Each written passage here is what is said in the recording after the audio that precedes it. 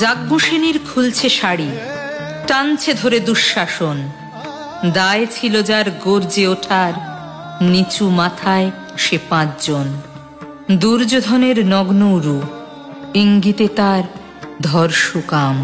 হস্তিনাপুর দেখছে বসে, ধ্বস্ত হতে তার সুনাম। অন্ধ রাজা সিংহাসনে, আর তো চেঁচান বৌমা তার। নিজের দলের নির্যাতনে সব রাজা হন নির্বিকার। কর্ণ বসে হাসছে হা হা, রাজার দলের লোক তো সে।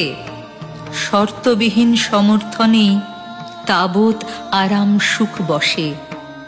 ভীষ্ম, দ্রোণ, কৃপ নীরব। সরকারি লোক হাজার হোক, রাজার কথাই তোমার কথা।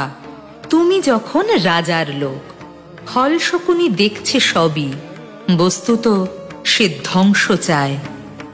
ঘরের মাটি লাল হয়ে যাক দেশ বিভাগের যন্ত্রণায়। সুশীল সভায় ঘটছে যখন রাজ অপরাধ জঘন্য, তখনই তার বিরোধে চেঁচিয়ে ওঠেন বিকর্ণ। বিকর্ণ নন কেউ কেটা লোক, 100 ভাইয়ের একজনা। তেমন করে এর আগে কেউ তার কথাটাই জানত না।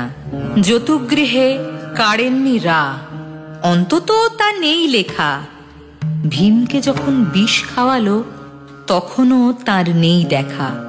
কিন্তু যখন প্রকাশ্যতেই কাড়ছে নারীর আব্রুকেও, স্তব্ধ জিভের চুপ সাগরে বিকর্ণ হন একলা ঢেউ।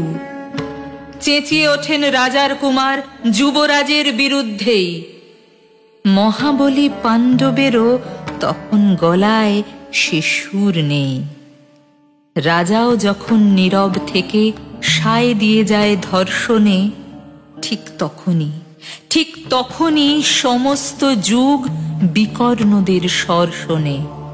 আমরা যারা কিচ্ছুটি নই, একটি মোটে ভোট কেবল, অত্যাচারের সামনে এলে সঙ্গী শুধু চোখের জল। পোষ্যভাবে যাবনা চেবাই, অন্ধ এবং নিকর্ণ। প্রার্থনা থাক আমরা যেন একবার হই বিকর্ণ। প্রার্থনা থাক আমরা যেন একবার হই বিকর্ণ। শুনলাম কবি আর্য তীর্থর কবিতা বিকর্ণ। কণ্ঠে ধারণ করলেন আবৃত্তিকার অঙ্কিতা ব্যানার্জি। ভাগ করে নিন আপনাদের মতামত আমাদের সঙ্গে আমাদের ফেসবুক পেজ ইচ্ছে ডানার ইনবক্সে।